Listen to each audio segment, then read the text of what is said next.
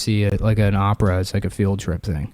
Really? Yeah, I forget what we saw, but we had this weird Greek music teacher. And yeah, we had to go. It was like at the end of the year. They brought us to go see an opera. I kind of want to see an opera like now. I hated that bitch. Why? She just sucked. She was a bitch. We had like a cool music teacher prior to that, and then he like retired or something. Like he was like fun. He'd have like fun with the kids or whatever, you know. Yeah. And, like he had like names for all the instruments. He's like, yeah, you know. I mean, he was. Yeah. We talked about it before, but he was a homosexual. Yeah, he's definitely gay as shit. Yeah. Every fun teacher you had in elementary school was gay as shit. Yeah. Like, Mr. Larrabee. I shouldn't have said his name, but whatever. But there was this guy who was just like the funnest first grade teacher, like singing songs. And he's like, he took us to see him in Peter Pan or some shit. And he's just like, he like comes out in tights. And I'm like, man, he is so creative and cool. And my mom's like, yeah, Mr. Larrabee's gay. And I was like, what? That's basically what the situation was. We had a gay music teacher. There was a lot of fucking fun. They replaced her with this Greek bitch, and she fucking sucked dick, dude. She, oh man! So like we had remember box tops for education, where if you bring in from cereal. Yeah. So our school had like a goal, like if we got to fucking $2,000 whatever, $500, $2,000, whatever the amount was in box tops, they would like there was like a prize, and so the options were there was 3 things that everyone kind of voted on initially as like ballot options, because everything had to tie into like teaching kids about democracy or whatever, right? Some bullshit. So, there's a like different, and then there was like a write-in option. So it was like, either the principal kisses a pig or whatever. They get like a fucking pig from a farm, and then she had to kiss it. I was the one that ended up winning. The principal ended up kissing the pig. But stupid bitch. Yeah. And then there was a couple other ones, but then there was this kid Chris who was like. Me and my friend Anthony, we were like friends with him. We were all on the baseball team together, and we all like sucked. And but like Chris was at like the sort of the bottom of that pecking order between me, Anthony, and Chris or whatever. And Chris was like kind of like, he was just like a dumbass. He was like aloof and like didn't think about shit. So they put out like the ballots of like what you could vote for to happen if we got like the box tops. And so in a write-in space, and these are anonymous. They just hand one to everyone. They're anonymous, and he wrote his name at the top for some reason. And then in the other section, he writes down, Mrs. Vasilio should jump off the school and kill herself. Jesus Christ. And then he erases his name and turns it in, but his name's still like clearly visible. And then he got like suspended and had to like write an apology to That one was probably so sad. She's like some fucking overworked, like single. Because there's a specific type of like uptight Greek woman who's like 36, has never fucked because she still lives at home with her fucking parents and shit. And she's probably just like trying to get through the fucking day, and then it's like she sees this shit, couldn't relate to kids as a child, and then as a now teacher, has to be a teacher. It's like even now she's getting bullied. I hated her though. Well, I had like I had an Offspring CD that she took from me. Oh no, I wasn't even fucking like trying to put it on or anything. I just had it with me, and she's like, you can't have this parental advisory sticker. Yeah. Oh, what a bitch. I'm like, my parents bought it for me. I don't know. Was she that kind? Was she like a spinster, or do you think she have a family and shit, or do you remember? No, I mean, I'm 6. I'm just like, she's a bitch. Yeah, 6. Okay. I remember, fuck this bitch. I remember I had a fucking terrible music teacher who I was like, this guy fucking sucks. But it was clear that he was just a fucking loser. He was just he was going through a divorce. I found out later. Yeah. He had a fucking terrible. I was like, why is this guy's hair so stupid? He had the worst wig you've ever seen in your fucking life. Oh, I had a teacher like that in high school who taught government, and he would wear suits, and there was no reason to wear suits. It wasn't a private school. And he was also a magician. Oh. So he would like, we're going to start the class with a magic trick. We're going to do like one magic trick. Boo. Yeah. He was the guy. He was the guy I told this story before about who called the retarded kid professor. I told you that there's a retarded kid in the class and be like, who's got the answer to that? You, professor? No? Okay. I told this story, right? I think so, but still, that's so fucking funny. Yeah, and he had this like piece of shit, like fucking like a mid '90s Buick Regal with the trunk didn't close, so it was like held shut by a bungee cord. Just fucking like boom, boom, boom. As he like went over, and me and my dad ran into him at the grocery store one time, and he was like wearing some like shitty, not like a nice tracksuit, but that like I don't know what the material is. That real loud fucking that swooshes. Yeah, that swooshy fucking nylon, material. Tracksuit. Yeah. And he had a shopping cart just filled with fucking Velveeta, like mac and cheese. No, dude. A grown ass man. Fucking. And that whole neighborhood is all just like people that have been divorced. It's all like fucking, just shitty. Half of them were like, Section 8 condos, I guess. So he was probably divorced, and he's like, oh, hey, how's it going? And like he had this instant reaction when he saw me, where he like didn't know what to hide first. So he was just like, hello. Just punched you and ran. Every part of it was fucking embarrassing. Jesus Christ. Yeah. I had a teacher in middle school who first semester we could tell she was going through a divorce, and then she like would tell us like, I'm not living with Rob anymore. And then she'd be like, she'd start talking about her roommate. I guess it was like maybe 9th grade. She started talking about her roommate, and then by the end of second semester, she was in a lesbian relationship with her construction worker roommate Jill. Hell yeah! And then, but it was so funny because like at the beginning of the year, we'd like be reading normal books. Like I love the lesbians that look like Playmobil figurines. This woman she's like, well, I'm a construction worker, so I always wear the boots. She never takes a utility belt off. She needs everyone to know how much of a fucking lesbian she is. She had a straight up Jerry curl, like blonde Jerry curl mullet. Oh yeah, Jill. And I was on the debate team, so Miss Roberts, the teacher, was also the debate coach, so that's how I knew about her personal life.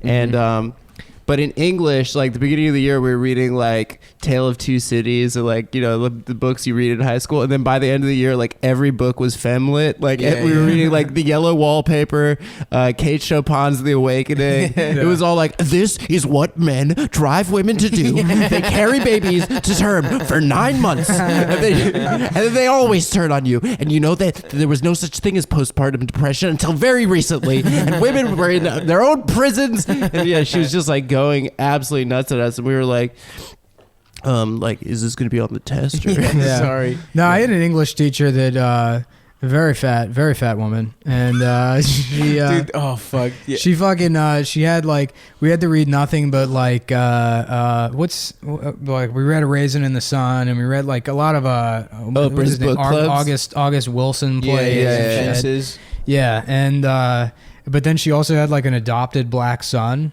So she was like, this is like, nobody said woke like 10 years ago, but she was this fat bitch. She's like, and I have to explain to my son.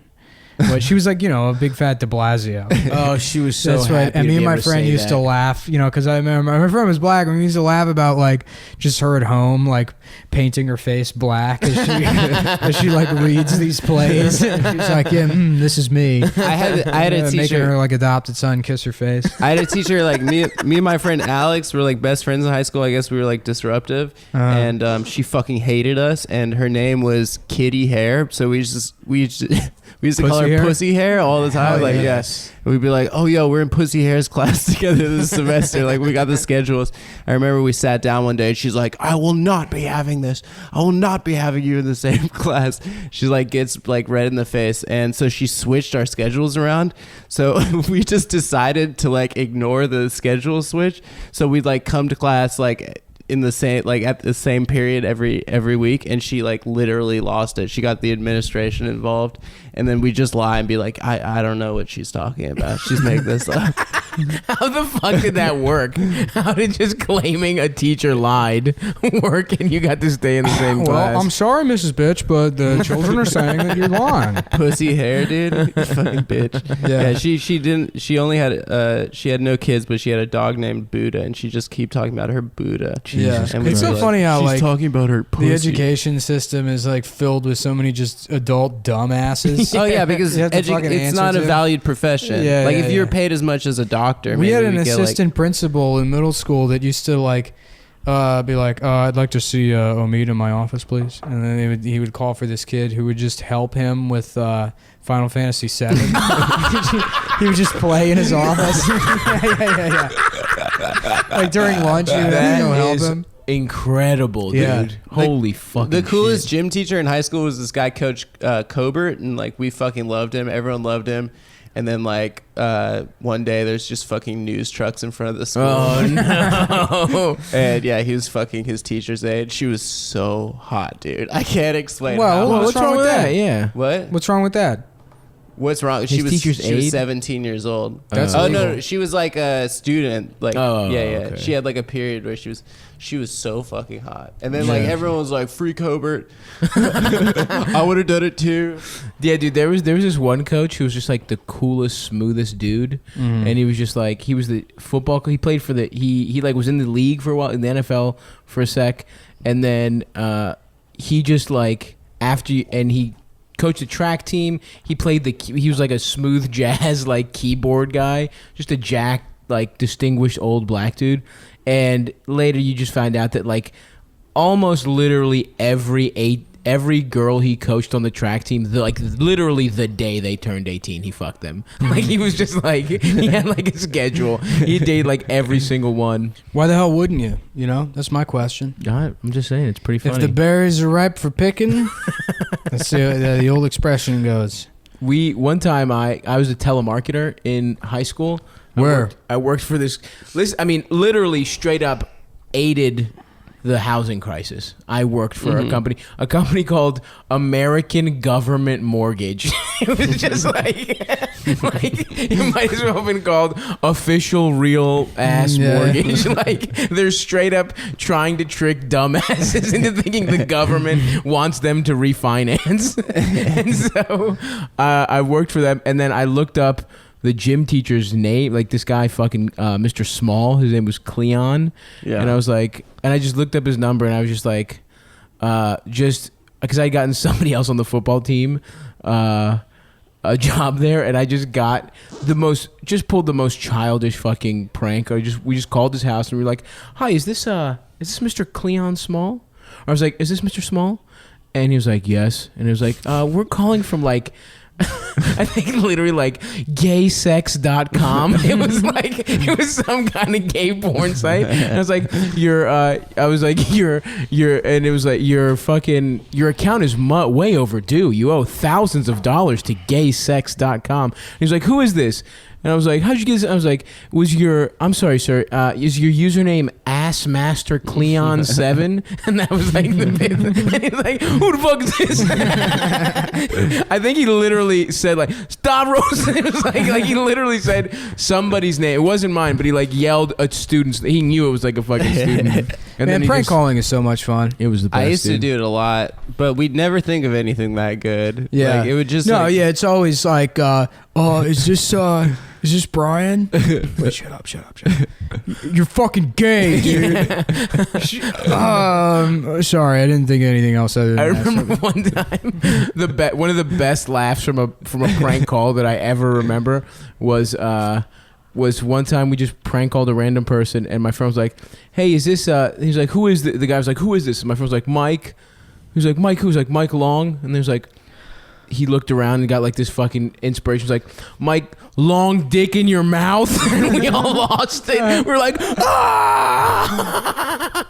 Mike, that's the level of fucking. That's such a bad joke. Michael told me when he was in college, there was every dorm, they didn't have internet, but every dorm had a phone, and you could like call random numbers, and it was untraceable. And he called one girl up once, and it was like, she like picked up, and he couldn't think of anything. He goes, I'm gonna kill you.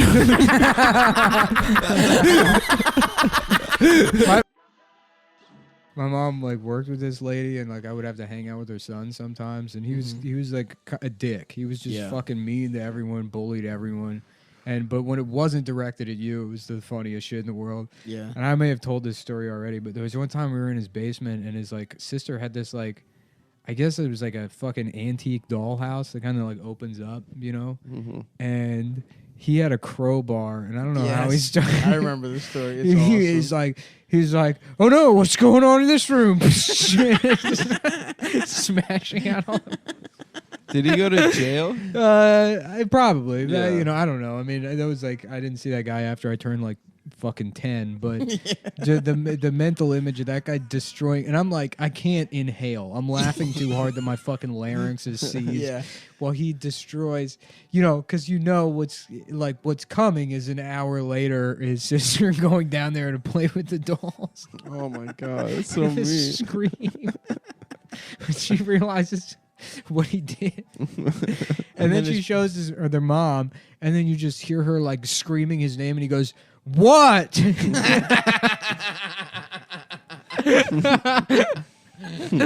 What? God! I was playing with it. I don't even know. Ask her. She fucking probably did it. Oh, fuck. A classic. Destruction of property. Yeah, great. Just punching down as hard as you can. Just fucking punching down like you're